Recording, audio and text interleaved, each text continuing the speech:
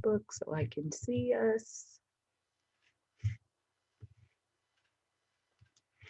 All right. And it's saying that we're live on Facebook, but I don't see it yet. So I'm going to wait for a second. And now we are live. And I want to welcome you, ladies, to another self love conversation. My name is Gloria Ward, and I'm the founder of this amazing project, the I'm Loving Me Project, where we inspire you, a woman who is ready to be healed, to love herself. And today we have a fantastic guy. Now, we really never have guys on here. So that's why you're so special. We have Robert. Say your last name for me again, please. Uttaro. Uttaro here. And Robert, we're talking about abuse and sexual assault month. And Robert is a rape crisis counselor and community educator. And he was inspired by his undergraduate studies in criminal justice. And today, Robert, we got some real good questions that we want to ask because most of us here in I'm Loving Me Project have experienced some kind of trauma or some kind of violence, either doing it to other people or ourselves or someone else doing it to us. And so we're happy that you're here so we can have this conversation. Thank you for having me. Yeah. And so the first thing that I want you to explain is just tell us exactly what you do. Sure. I mean, first of all, I just again want to thank you, and I just want to tell you and everyone out there that this is a very difficult conversation. It It's is. very emotional. It can be it can be triggering for people. So I may say some things that are tough to hear. So I need you to take care of yourself, right? You got to take care of yourself during and after this. So you got to do whatever it is that brings you peace and joy. So it could be, running, writing, exercise in any way. Maybe go cook and watch a movie, meditate or pray. You got to take care of yourself after this. Okay. And so I thank you all for being here. And so what I do is basically I've been rape crisis advocacy for over 13 years now. Mhm. I've done a variety of different work throughout that time of direct counseling, working with groups and case management issues, legal issues. And I've done a lot of public advocacy teaching workshops about many different things like consent and how to respond to disclosures. A huge problem we have is people don't even, we're just not responding adequately when people have the courage to even open up about these things. I work with many different people, and I wrote a book called To the Survivor. So big part of my outreach is also trying to get that book to people throughout the world. And I'm thankful to even be with you now. And so this is also part of my outreach, having conversations with you and hopefully impacting people as we go. The biggest thing that I want to get into, and yes, this is going to be a difficult conversation. And I just please ask you ladies that as we talk about this, if you feel triggered in any way to, please make sure that whatever will you do to manage yourself or whatever tactic that you need to use, even if you need to watch this later, please be able to do that. One of the questions, Robert, that I want to ask as we open up this conversation is when we talk about being violated and, being raped and everything, the biggest thing that comes with that is the shame, Mhm. right? Yes. Especially for us women, Mhm. because especially when it happens when you're younger, because you just feel like you become this different kind of person. You feel like your innocence is taken away, but in that time you don't know that and you don't know what it is. All that you know is your body has changed and you have changed. Mhm. Can you kind of explain what is going on within that period, because that is a hard thing to explain to someone, how you feel in that moment and actually what's going on. Can you just give us some insight on what that process is so that we'll know what that process is and what we're going through? You nailed it. The most common thing I see in my work is shame. It is what women experience, it's what men experience. And it is, you already said something that it's just so sad to me that, you said most of your listeners have already been assaulted, that they already have experience with this. It's heartbreaking, really. And so shame, think about it.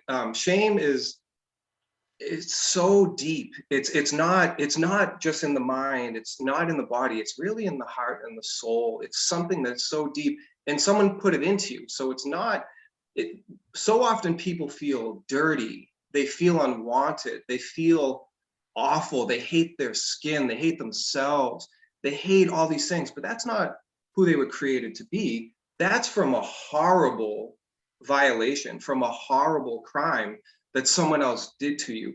So if you feel that way, and if you have felt that way, it's actually normal, but it's heartbreaking, but you can get past it. So it's not like if someone's out there that really feels shame, it's not like they're abnormal or strange or weak or can't deal with life. No, think about it.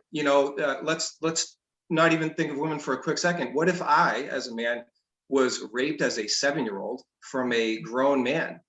What do you think that would do to me, right? And that happens to boys. So when young girls are being abused, when teenagers and adult women are being assaulted, molested, abused, whatever term you even use, the shame is almost like immediate.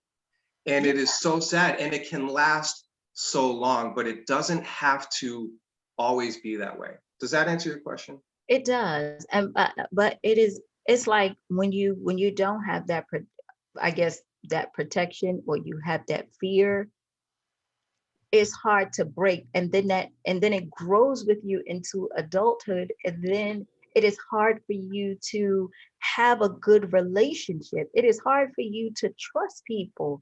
That's the big thing that I see, and that the women that I talk to have experienced, because we don't understand how much it affects our lives. And the way the society is set up, Robert, is that you are supposed to be quiet.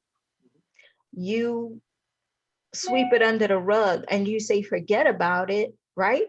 Right. And you actually try to do that, right? You actually try to do that, but can't understand why you're acting out, why you're so angry, why in this stage where something that happened to me at 7, I'm freaking 42 and still got all these issues, right?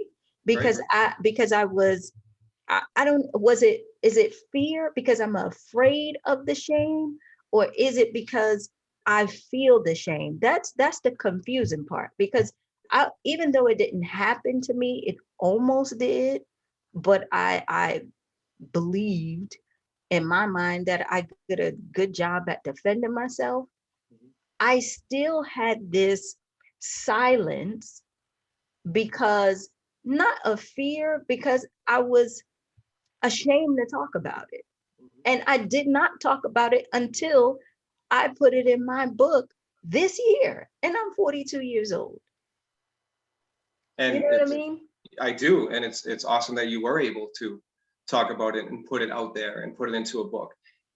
There's a lot of things going on right now, right?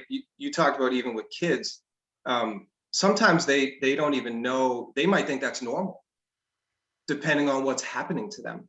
And that is so sad.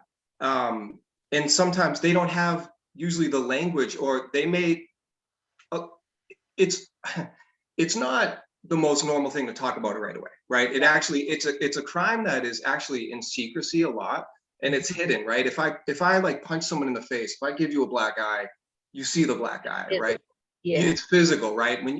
Very rarely do you see the physical signs of these things on people, but you can potentially sometimes see the signs inside. And so it's very tough for children in general, especially when kids, the majority of them, they're abused by someone they know. So it's very difficult to speak out against a family member, a friend, could be a teacher, wherever it is. It's hard for a kid to do anyways. Also, are people even checking in with those children? Have people even noticed the change in behavior, if there is some? Why is this girl so angry? Why does she look depressed? Why? And is someone saying, hey, sweetheart, Bad kid, you're a bad kid. That's what they say. Not a bad kid. you can't learn, you got ADD, there's so much stuff, and you're not asking Right. the right questions. And forgive me for having so much passion, because I've seen it over and over again. And I'm so happy that we're having this conversation, because when you are a child, especially, growing up, when I was coming up, you don't talk about those things. But like you said, you are looking at your abuser every damn day. Mhm. And you are sitting there thinking, is this going to be the night? Sure. Let me see if I could put something near my door, Mhm. right? Or like in my case, I wasn't there, but my mom was an addict, right? Mhm. And one of the things that my grandmother was telling me before she passed is like, well, your mom was raped. Mhm. And I'm in New York. I lived in I'm from the Bronx. Okay. So I thought I heard a New York accent from you. yes, yeah, I thought I heard that. Yeah. so it's like, here's the scenario, and it's a question behind this. Mhm. You have a grandmother who is now sick, who says, you know, um, I, a kid comes me and say, well, mama, why, you know, was my mom on drugs and all this stuff or whatever? Mhm. And she says, I don't know, but I know your mom was raped Mhm. um, when she was a teenage girl, when Mhm. she was 11 or 10. And she was raped by uh, my boyfriend. But what she doesn't know is that when she came and told me, I stabbed him. Mhm. What she doesn't know. And so my question to her was, so all these years, she felt like you didn't protect her, Mhm. because when she came to you, you did nothing in Mhm. her mind, Mhm. right? Mhm. And so now the mindset that she has maybe has led her to a path where she had to numb her pain. Mhm. So you say, well, whose fault is that? Can you really blame someone for that? Mhm. Because she did speak up and she believed nothing happened, Mhm. right? So when Mhm. it's the cases where kids do speak up and it's swept under the rug, what the hell are they supposed to do? And what kind of trauma and damage does that put on them? Right. I appreciate your vulnerability and opening up about these things. You're hitting on so many important pieces of this.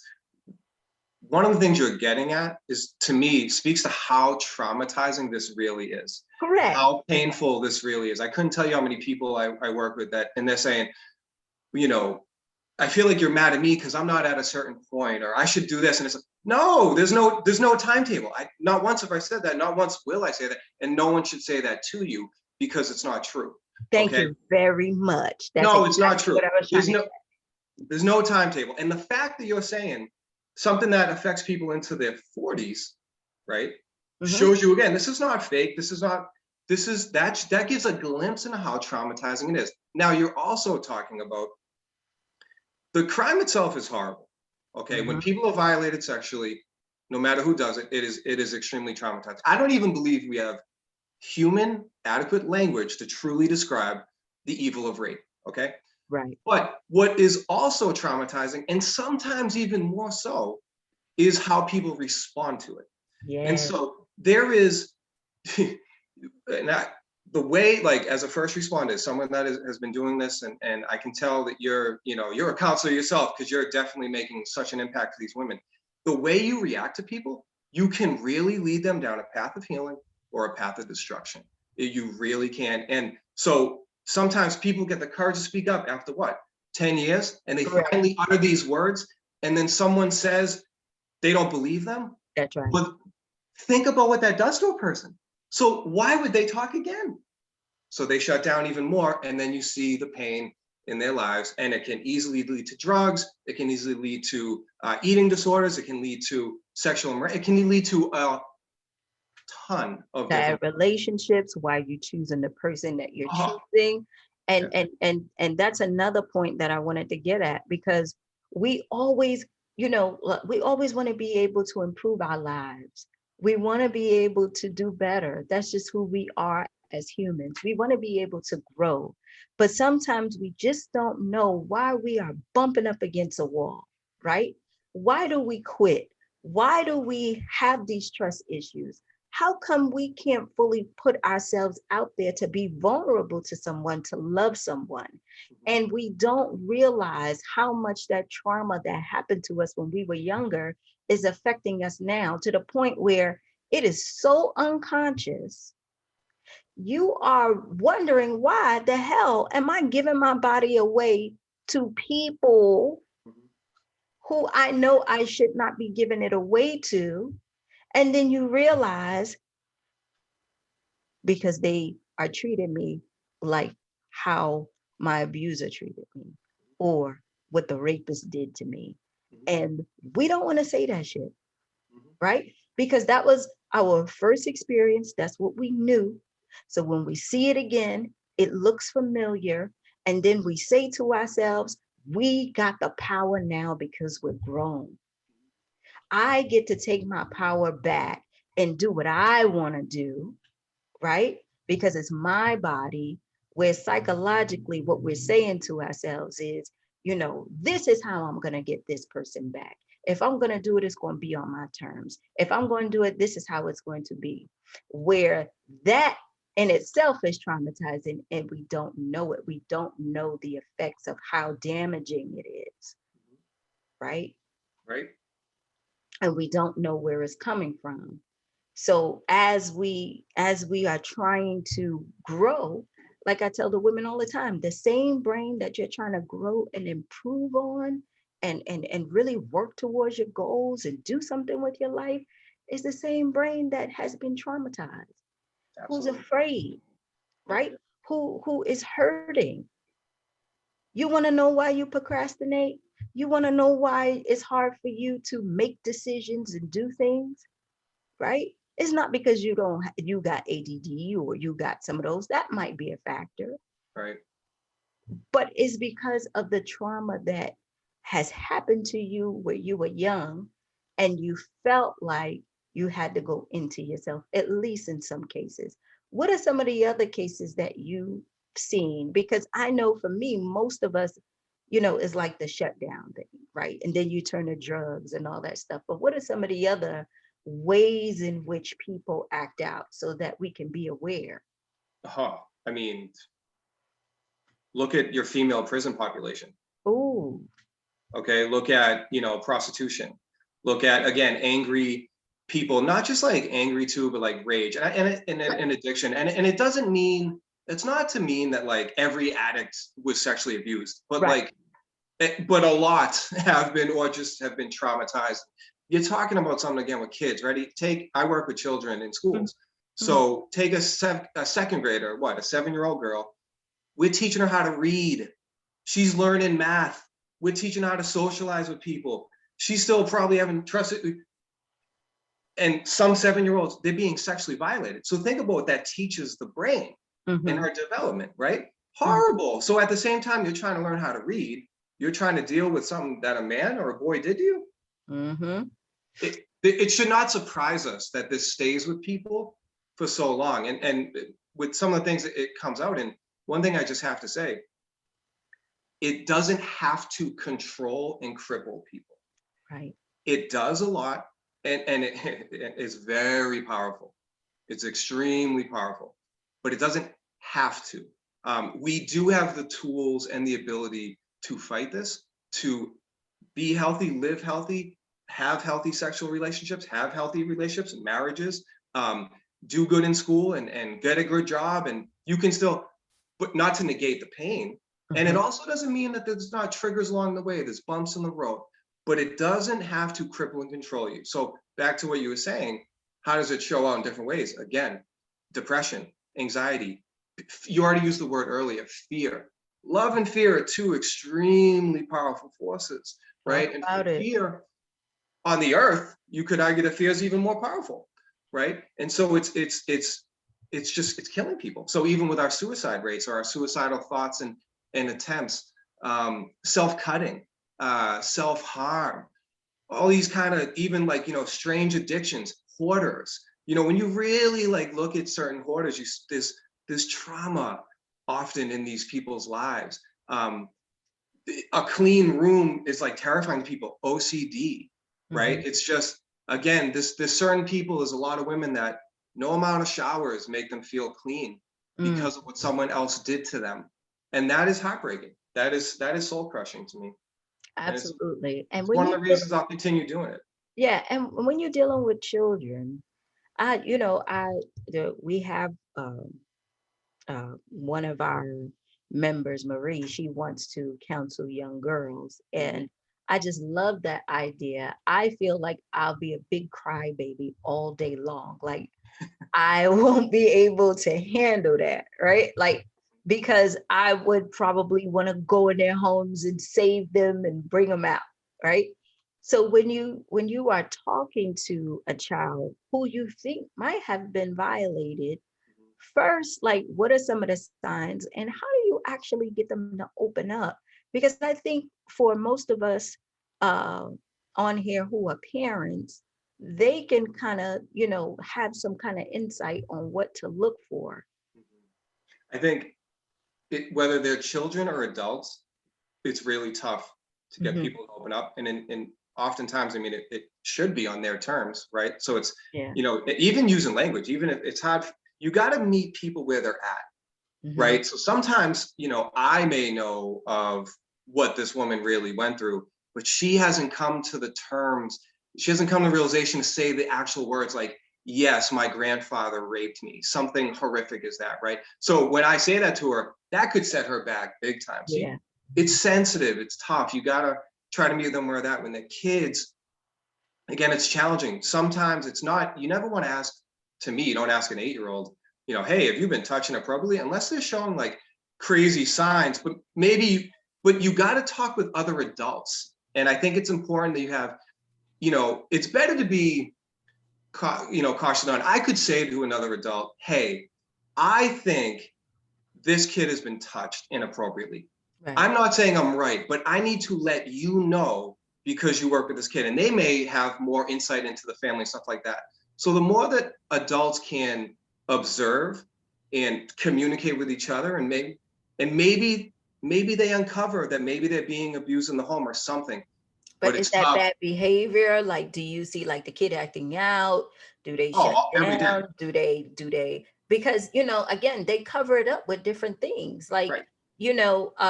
some family members of mine, when they were younger, we would say, oh, they need Ritalin. They so bad, they can't concentrate in class, and the big thing at the time was, oh, do you suffer from ADD and your kids can't concentrate? And it's like, is there something else going on? Or Right. is it that you really just can't pay attention? Like Right. I just feel like there's so many things so many layers that are poured onto it where you really can't get to the root, because as a parent, you think it's one thing, like, oh yeah, my kid got that, Right. right? Right. And not knowing that something happened to them, where it, if it's too much to say, hey, has someone been, have have you been touched inappropriately or anything? Like, how do you have those, how do you start that conversation without them feeling ashamed and shutting down? Like in my family, you know it was just like, hey, if somebody is touching you, you let me know and I'll beat their ass.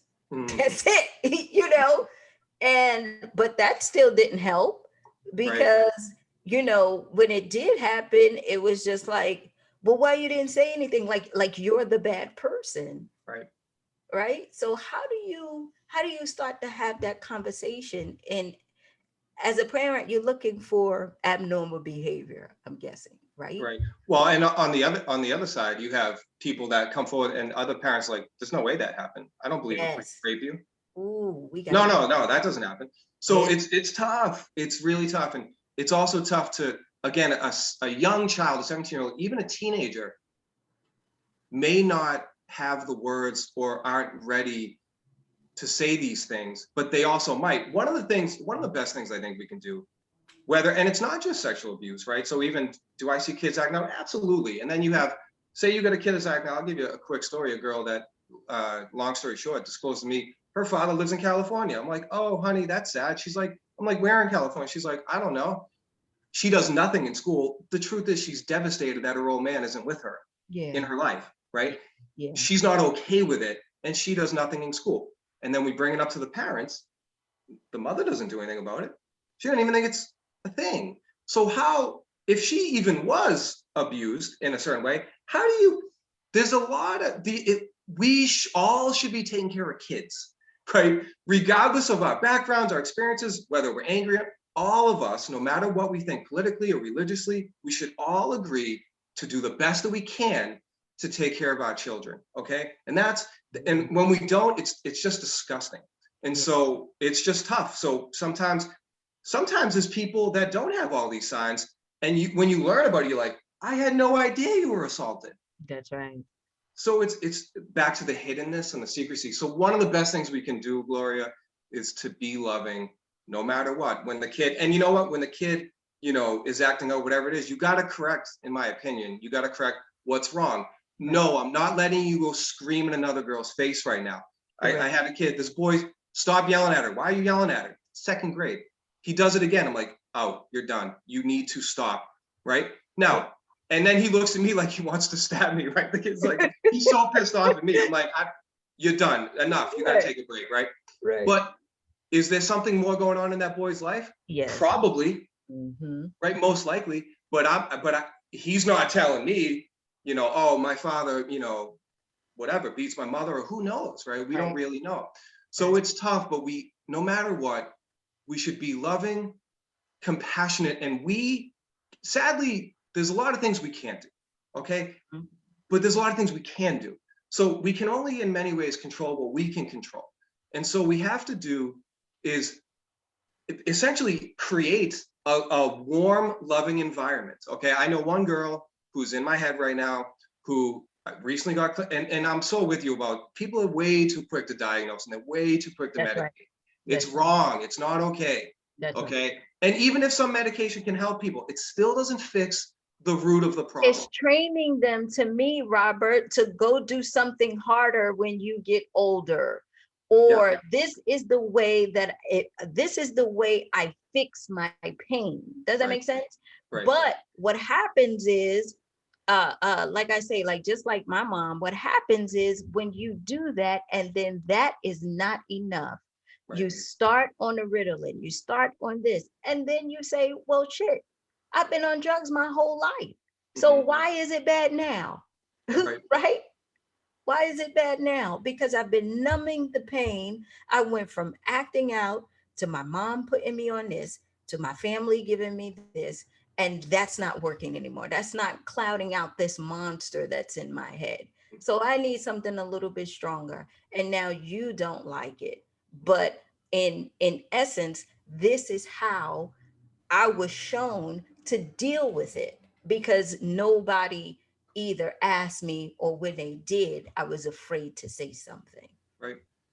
Too many people, including some medical professionals, they put people in boxes, but we're not meant to be in boxes.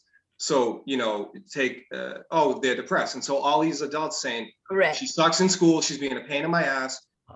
I just learned she's clinically depressed and she's graduating anyway, so there's really not much to do. And it's like, no, like, yes, she's depressed, but why? And why? And so, and I know this girl, and I said to her once, I said, and I'm not saying to her, because I actually do think she was assaulted, but I said to her, I need you to just make a promise with me, okay? That you will talk to me if needed, or someone. Indirectly saying, can you please not kill yourself? That whatever you're going through, just talk. Can we make that promise? This is to an eighth grade girl. And she looks at me and it's kind of like, yeah, little check-ins with people are really important. Even when you notice, like, certain, again, changes in behavior, but someone really changes their hair, right? Randomly, dyes their hair red or cuts it so short. Hey, wow, notice a new hairstyle. And I usually like them. Wow, hair looks good. It looks cool. They're like, oh, thanks. Does it mean something to them? I don't know, but it might, because you're also telling that kid, I'm seeing you.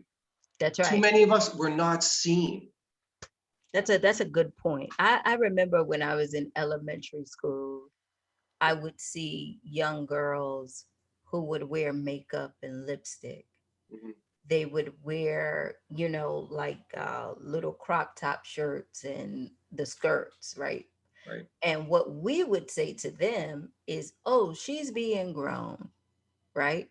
Or because of her culture, that's what they do, Mhm. right? Mhm. Where you just don't know what's going on. And elementary school, meaning I'm in fifth grade, Mhm. sixth grade. Mhm. Now that might be allowed in your home. That might be allowed in your home. But we just don't know if this person is covering up something, right? Or they need to feel pretty or need to feel that there's something else outside of what they know about themselves when they're at home, right?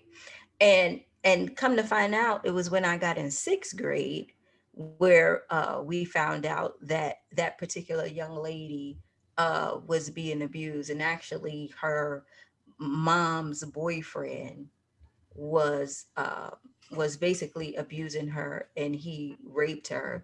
But she would leave to go to school. She would leave regular, and then try to dress it up. Mhm. She would wear lipstick because he would kiss her, so she would just put something on her lips to kind of cover it up, Mhm.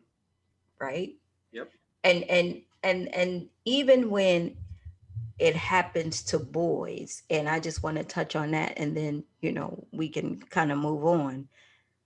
Boys, you think women, it's hard for women. Boys, it's a totally different thing because of what you were taught and how to be, right?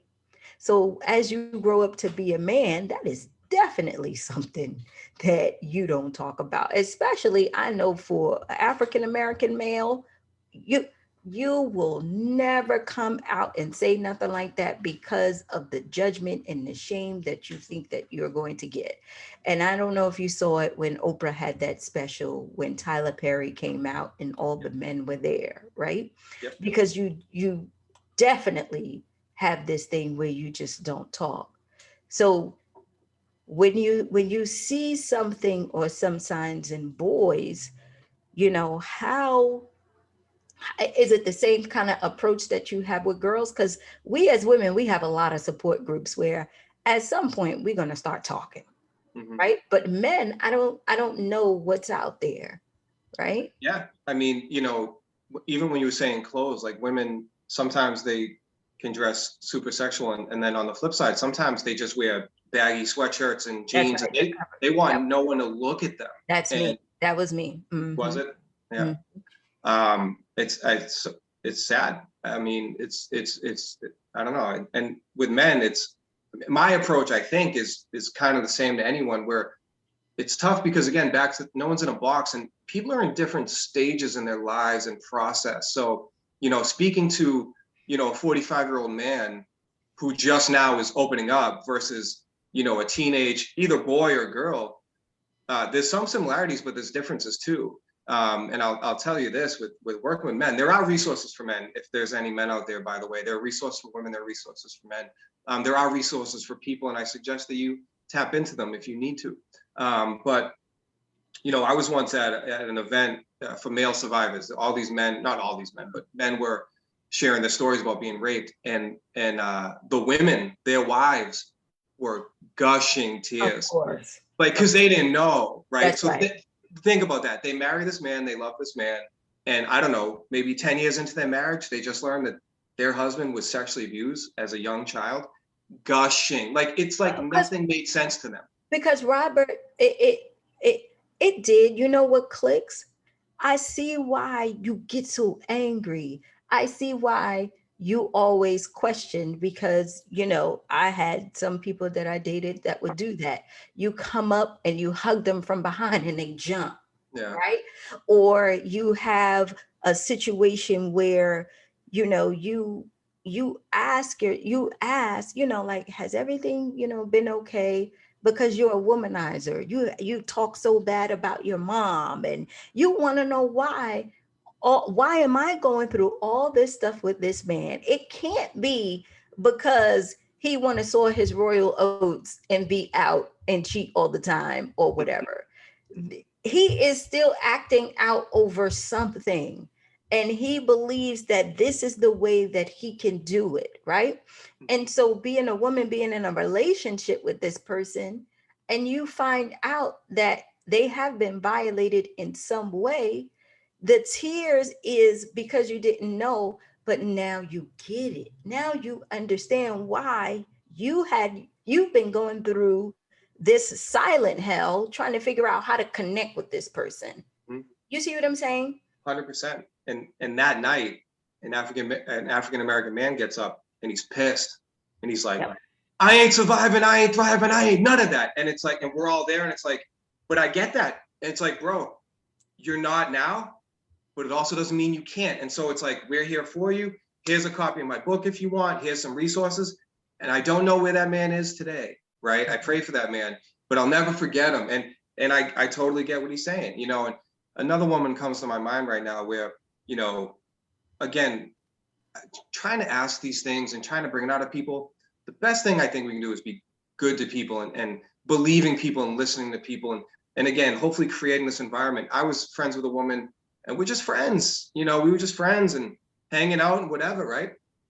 She just one day finally snapped and broke down and told me she was abused by her cousin. Mm-hmm.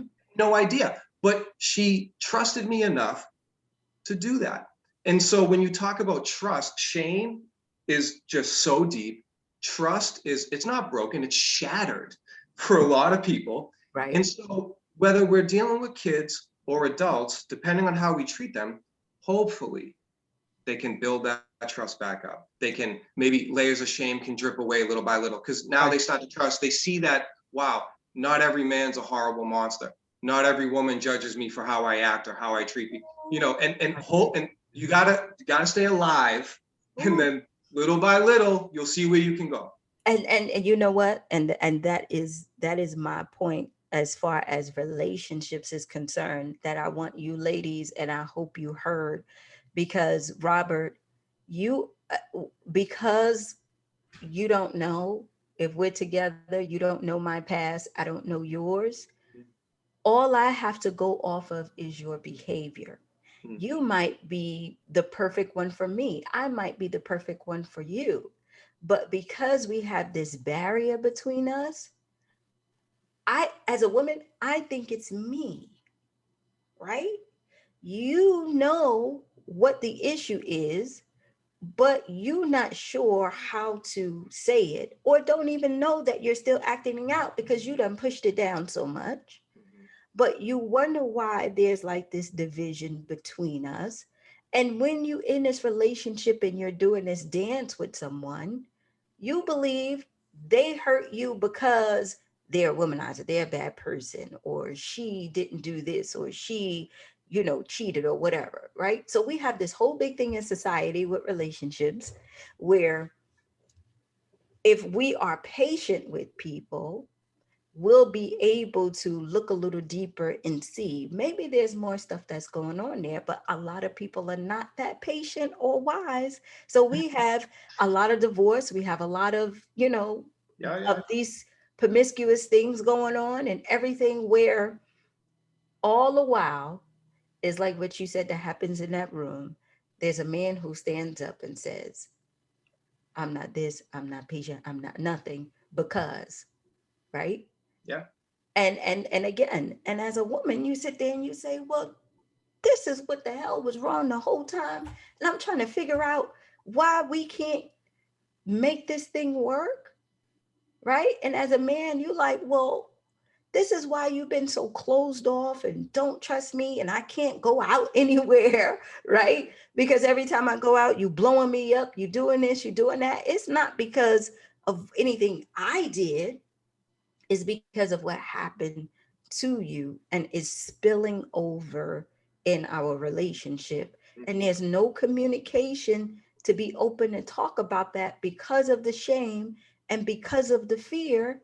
So we just do this dance back and forth, maybe one day. And then when we get married or anything like that, Mm. maybe it will come out, or maybe you'll just blow up one day. Right. Right. And I just believe that we can have much better relationships if we are able to have conversations like these. But it's so taboo and it's so difficult to have. I'm not even sure if how, like, what will be a good solution. And that's what I was trying to see if we can get to, on Mhm. how we could do that, because there's so much on the line: the kids, the relationship, yourself, everything. But it's kind of like this silent thing, that you like, this dark shadow that you're walking around with, and you are protecting that shadow because you don't want that to come out for whatever reason. I think, to the women out there, there's a lot of women in bad relationships. There's a lot of, I mean, and so you're better off alone than being in a horrible relationship, in my opinion. But all women deserve to be treated well. They should be respected. They should be treated kindly. And if someone isn't doing that, they're not for you. And maybe someone does treat you well, and maybe you really get along, but maybe you're still not, you don't click, and you're really not meant to marry that person.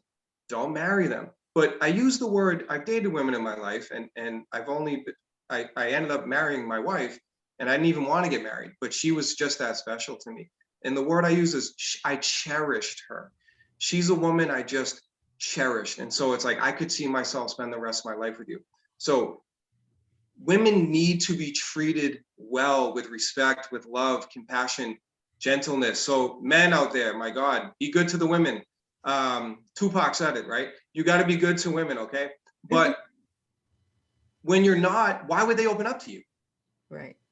So there's a combination of, some women just can't feel, they don't feel comfortable doing it, but also the men aren't helping the situation oftentimes either. So in relationships, there's a lot of problems, and there's a lot of problems within marriages, and it's tough. So tell us about your book, To the Survivors. Can you give us some insight on it? Yeah, it's a combination of my journey of becoming a rape crisis counselor, with true stories of women and men, and one transgendered man who have been raped and sexually assaulted.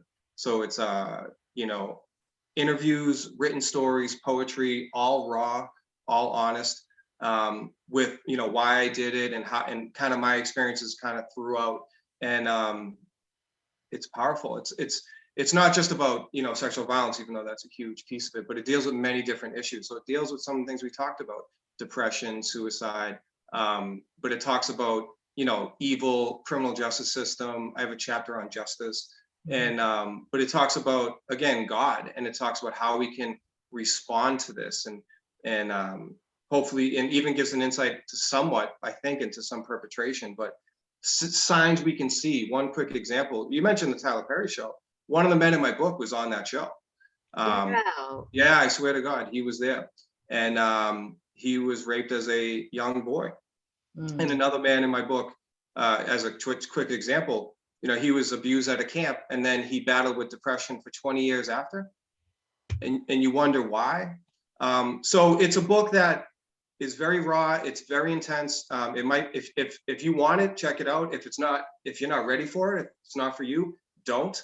And even if you pick it up and it's too much, put it down. You don't have to read it, of course, but it's not as negative or depressing as you think. Right. All the stories, they really show how it happened, how it affected each person, but how they've come out of it, and things that we can use, and hopefully other people can take from it, to deal with our own lives. And that's kind of like what we say here. We celebrate the women who overcame and became, right? Right. And that's basically it. And we can get your book on Amazon. I want to be able to have you back and maybe come to one of our workshops. We do a mirror workshop, right? Uh, it's like, what do you see when you look in the mirror? And it's really like focused on getting into like the root of the trauma to understand the behaviors and things like that or whatever. Because I am so passionate like you to really start not only this conversation, but come up with solutions because we miss so much of life because these things hold us back. And we are trying to figure out how we can push past and be ourselves and become who we truly are, Mhm. not knowing that we don't have the tools, right? Right. To really dive into why we're doing what we're doing and knowing that you don't have to be ashamed anymore. You don't have to have the fear anymore, right? And I'm so grateful for you and I'm so grateful for what you're doing because I believe it's time to stand up and it starts with children. And like I said, I wish I had your strength to do it with kids, but I promise you, I will have puffy eyes every day and probably in people's homes, right? Every day because my heart is just that passionate where I feel like I will have to go do something, Mhm. right? But most definitely, we want to be able to have you back and tell us your website and how we can follow you. Yeah, I would love to come back, and I'd love to join a workshop. Yeah, The we're gonna conversation. come to Atlanta. We're gonna What's get that? you here. We're gonna get you here Oh, in Atlanta. I would love to go. I've never been to Atlanta, so I would fly Oh down. yeah, No, definitely. So I would be honored to. The conversation doesn't have to end now, right? We can continue to work together. I would love that, and I hope this is helpful for any of you that are out there. But I really just want to say again to the women out there, to anyone out there, this does not speak to your character. If any of you have experienced this, or if you know someone who has, it does not define you. It does not, it does not have to control and cripple you. You can be your best self. You can be the way you're meant to be. You can do it. And you can get out of the shame and you can get out of depression and poor habits. But you gotta, one of the biggest things, you have to, not just intellectually, you have to inside understand that you're not at fault. It's mm, not your fault for what someone else did to you. Okay, that's a huge piece of this. And if people out there still believe it's their fault, they will continue to suffer because the truth is it isn't. Nothing they did, nothing you did caused someone else to hurt you. It's a fact. So that's something I would challenge anyone to really wrestle with and hopefully come to that understanding. My website is robertuttaro.com, Uttaro. You can find me on Twitter, Facebook. You can email me at info@robertuttaro.com. Be more than happy to talk with anyone. And if anyone has any questions or whatever, or if they just want a resource, you asked me earlier, what do I do? I honestly open myself up to God and I say, God, where do you want me to go? Tell me where you want me, and I'll go. And it looks like God connected us for this. absolutely. And so, wherever, if someone writes to me or doesn't, I thank you again for this. This is a blessing. And I look forward to speaking again. Robert, thank you so much for being here. And we'll definitely make sure we put something together so that we can have you at one of our workshops because that's where we really get raw. Like we take it offline, we get ourselves in a room, Yep. and we as women we talk, but we also open that door to that healing process because I want the women that come that filters through this project to understand that healing is a journey Mm, and that it is a process and it is okay to love yourself. yes. It is okay to love yourself because that's the way you're going to get through it, right? Thank And I you. know we share the same passion, and forgive me if I was all over the place and everything, but I am so passionate about this. I just And I'm you women out there, excited. you can do it. When I look at a kid, I look him dead in the eyes. I'm like, you're not stupid. Right. Okay, you're not dumb, so stop with this. Okay, you're not stupid, but you're not doing work. So there's two very different things. But you're not incapable. You're not incapable of learning material, whatever. So the women out there, you can do this. You can be successful. You can be healthy, and you can follow Gloria's work, and you will see where life takes you. You can do it. You have to know that, though. You have to believe it. Absolutely. Thank you so much for being here. Hang on, we're going to get off live and then we're just going to chat for a second. Ladies, thank you so much for being here. I hope that you got some good nuggets out of this. We will have him back just to come and chat with us and see if we could get him at one of our workshops. I love all of you guys and I'll see you soon. Okay. Bye.